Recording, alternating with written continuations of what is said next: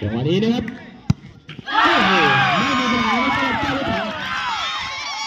ดีโอเคอยากรู้จะเข้าไปใกล้แฮะโดนต่อครับหมายเลข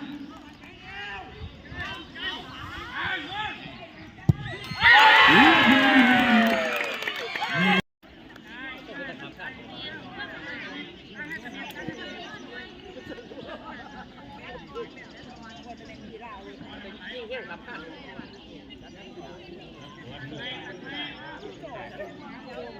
โอ้ยเนาะ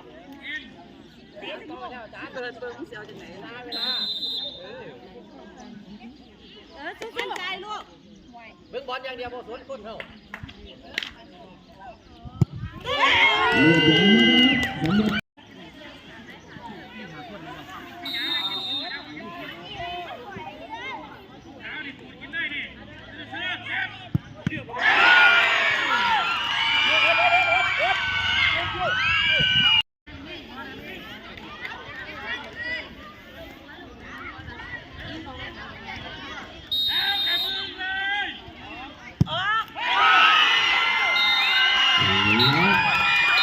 จะเป็นฝ่ายทางด้าน